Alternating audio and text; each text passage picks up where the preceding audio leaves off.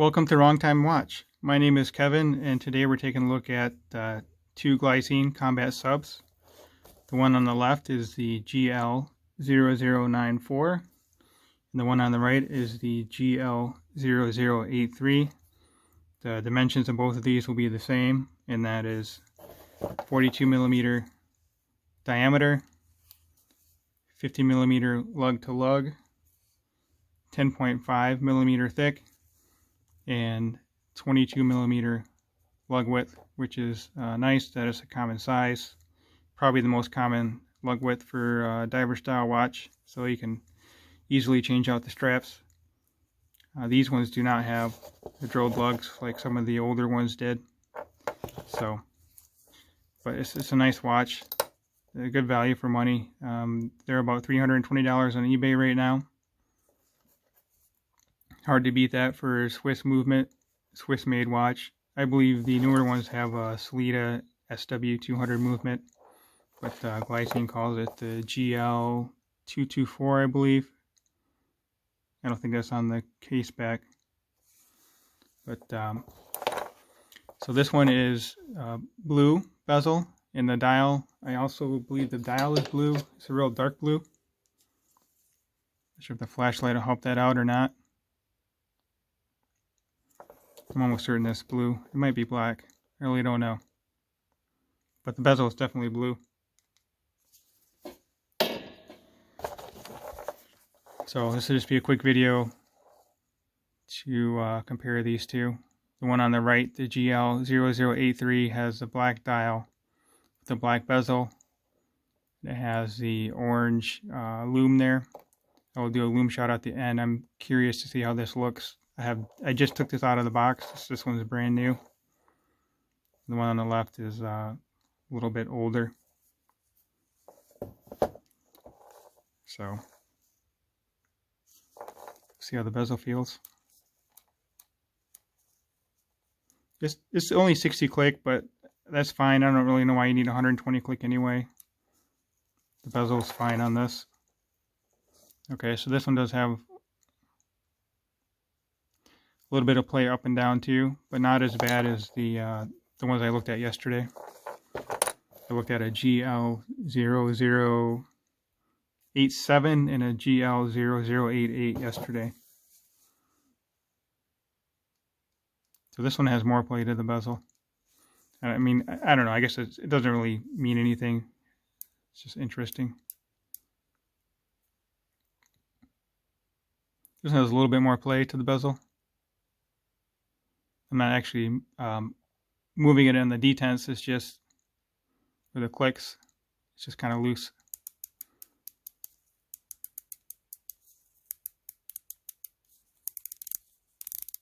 So, very similar looking. It has the same indices. Looks like the same hands. No. This one's stainless, but almost looks like a gunmetal stainless or something.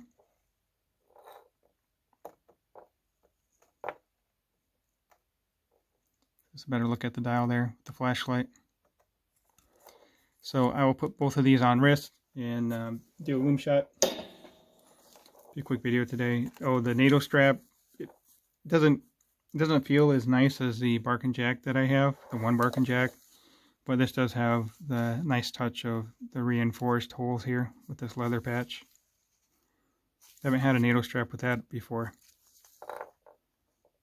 I'm supposed to be getting Hamilton Khaki Mechanical in for review. It probably should be in tomorrow, I think. And I believe that has a similar kind of NATO strap to it. So, let's give you a look at the case back. Still has plastic on it. I'll just leave that on. So you see it has a serial number on the back there.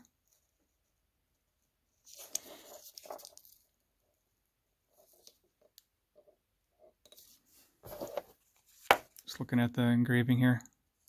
Yeah, it has the old new logo, which has now been replaced with this logo here, which you can see easier on the front. It's just a printed logo versus the applied logo. Anyway, enough of that. Let's put this on wrist.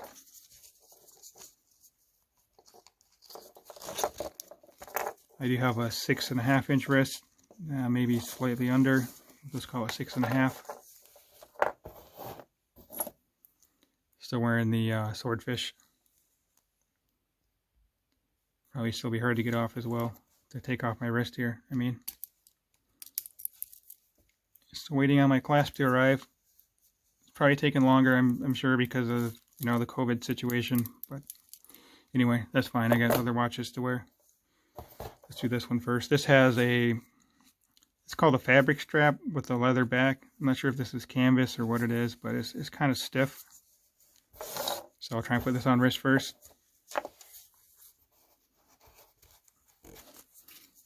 Like I said, you can just easily put a NATO strap on this one as well. So actually, I am on the last hole there with my 6.5 inch wrist, and it could actually be a little bit tighter. So if you have a 6.5 inch wrist or less, you may want to take that into consideration. If it was leather, I could just, you know, punch a hole in it, but I'm not sure how that fabric strap would take to that. So it's probably right at the limit for my wrist. Might look a little better with the NATO. It's kind of popping off my wrist because this strap is so stiff.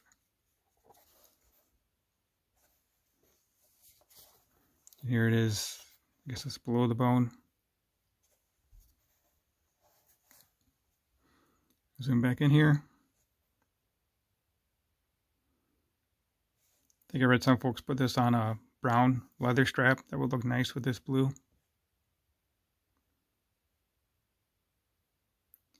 Alright, let's switch it out for the GL0083.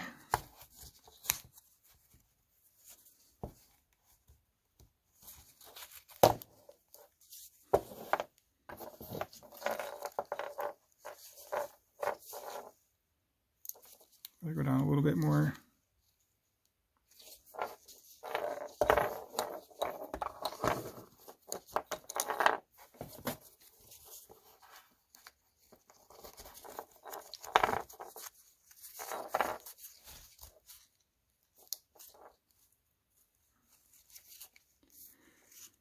I think that one might be too tight, so let's just put it here. So I have still 3 more positions with that needle strap. I might be able to cinch it down a little bit more, but this is good enough. I'll zoom out so you can see what I'm doing here. Just trying to sneak this back through.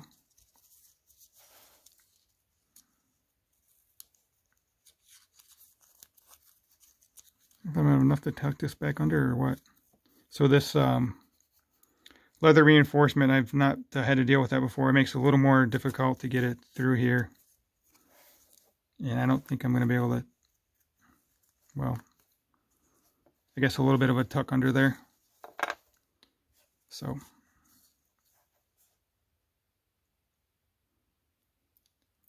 yeah, I don't know.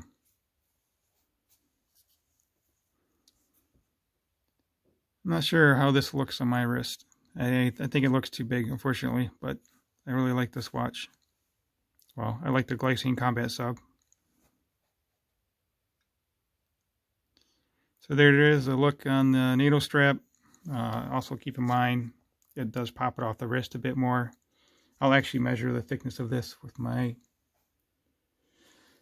calipers, assuming I can, yep, found them on my messy desk.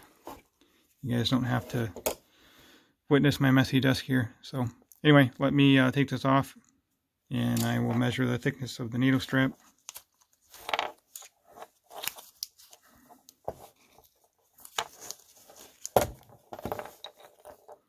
Actually just measure both of them together and then separately. So it's a pretty thin strap actually. So together, these two pieces, 2.1 millimeter. And just do the tail end here. 1 millimeter. This is actually the thinnest needle strap I've had so far. Alright, I will cut the video and be right back with a loom shot.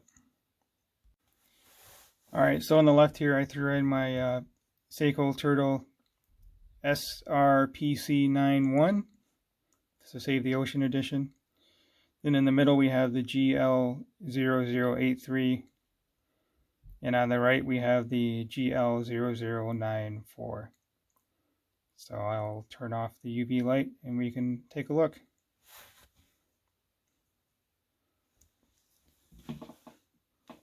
So as you would expect, the Turtle is quite a bit brighter than the Glycines.